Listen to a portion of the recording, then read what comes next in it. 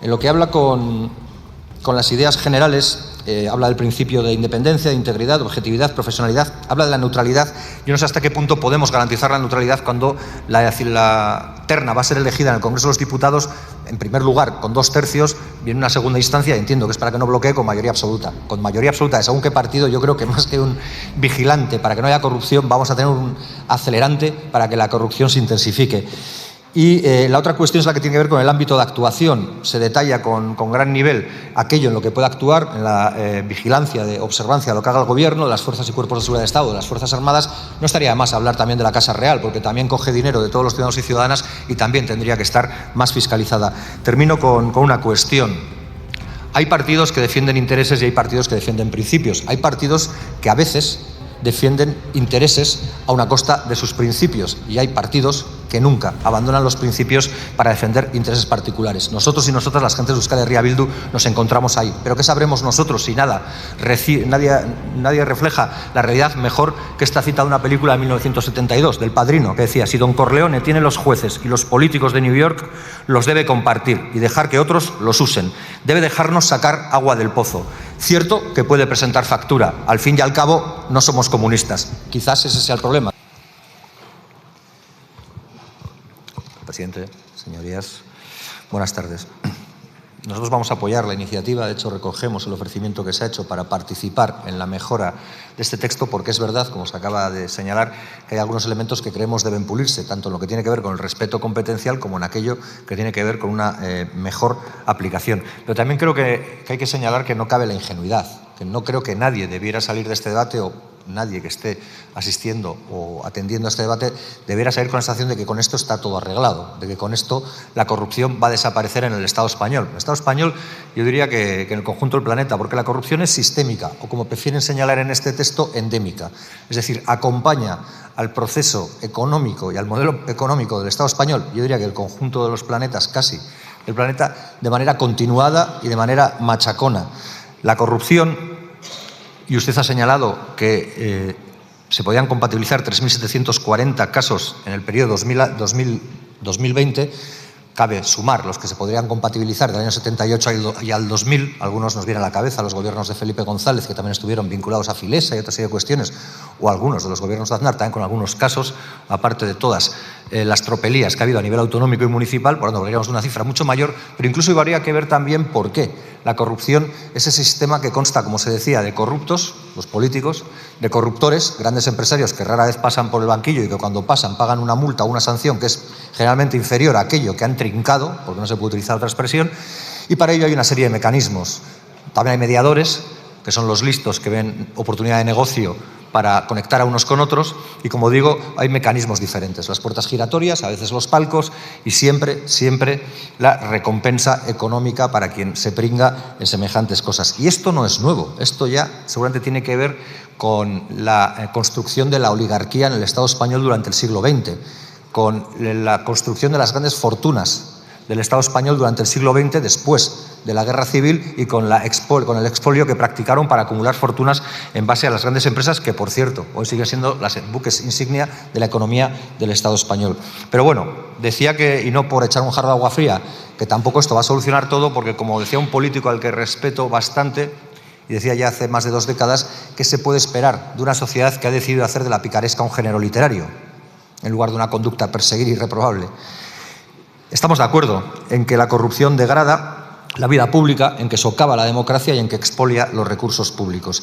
Y es verdad que probablemente hay gente que prefiere mirar hacia otro lado, quizás atendiendo al debate que hemos tenido en el punto anterior, porque aquí los delincuentes, los ladrones, son delincuentes blancos, son patriotas y por tanto no hay lugar al que deportarlos porque son de aquí.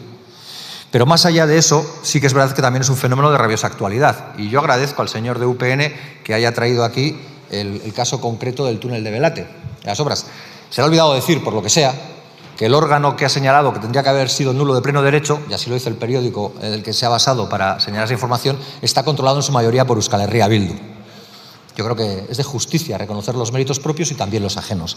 Pero más allá de eso, porque no creo que se trate de una competición sobre ello, yo creo que hablamos de un problema bastante serio. Es el Fondo Monetario quien dice que en el Estado español la corrupción no baja de 60.000 millones de euros anuales.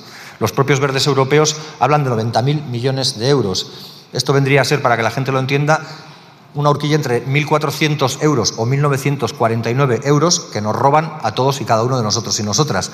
Seguramente a la gente que dice que el dinero donde mejor está es en el bolsillo de los españoles, a qué le importa menos que esté el dinero de los españoles, porque al final está en el bolsillo de alguien que debe ser, y no me cabe duda, mucho más español que quien está hablando ahora en este momento.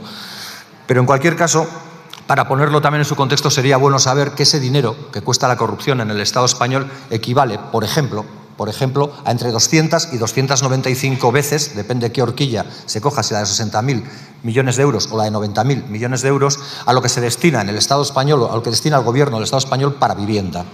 O que significa 4 veces lo que el Estado español gasta en prestaciones por desempleo. O que significa más del doble de lo que se gasta en educación. Ese es el agujero negro de la corrupción.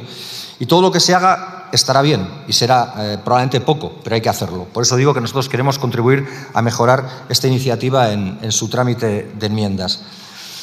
Pero no nos vamos a engañar. Lo vamos a hacer enfrentándonos a una sociedad que ha interiorizado el relato del mal menor, que ha aceptado que expresiones como, y creo que no habré sido el único, que las ha oído de si yo estaría en su lugar haría lo mismo, o qué harías tú si estuvieras en su lugar, o aquella otra que algunos concejales y cargos públicos habrán soportado más de una ocasión de míramelo con cariño, esto me lo tratas con cariño cuando hablamos de expedientes, se ha convertido en una norma de funcionamiento habitual. Y eso es también un elemento que hay que desterrar y que en cualquier caso con esas campañas de sensibilización que se dice conseguir arrinconar y desterrar. Porque lo que es curioso es que en este caso nunca se recupere el dinero. A mí, sinceramente, me da igual donde pase los últimos años de su vida una persona que ha sido excarcelada porque se supone que padece una enfermedad terminal. Sinceramente, me da igual que los pase dentro, que los pase fuera, con su familia o en una playa. Lo que me preocupa es que su dinero no aparece y que el dinero de ese, igual que el de todos, nunca aparece. Y está bien también que esto se coordine con las diferentes oficinas de lucha contra el fraude y la corrupción. El señor Santiago, en su intervención inicial, ha señalado un montón de lugares o de comunidades autónomas donde ya existen estas oficinas contra el fraude y contra la corrupción. Lamentablemente no ha podido hablar de la del País Vasco porque la Comunidad Autónoma del País Vasco, Euskal Herria Bildu, lleva más de 10 años planteando que se cree esa oficina y los partidos gobernantes, que vienen a ser el PNV y el PSOE, por lo que sea, han decidido que no hacía falta. Yo hoy celebro que el Partido Nacionalista Vasco aquí la apoye porque eso igual nos ayuda a que también la apoye en la Comunidad Autónoma Vasca. Y para ir finalizando, dos consideraciones en lo que tiene que ver ya con el articulado concreto.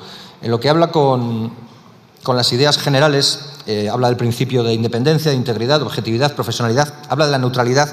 Yo no sé hasta qué punto podemos garantizar la neutralidad cuando la terna va a ser elegida en el Congreso de los Diputados, en primer lugar, con 2/3, y en una segunda instancia, entiendo que es para que no bloquee, con mayoría absoluta. Con mayoría absoluta de según qué partido, yo creo que más que un vigilante para que no haya corrupción, vamos a tener un acelerante para que la corrupción se intensifique.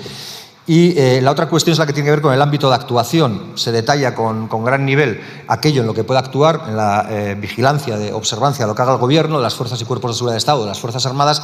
No estaría de más hablar también de la Casa Real, porque también coge dinero de todos los ciudadanos y ciudadanas y también tendría que estar más fiscalizada. Termino con una cuestión.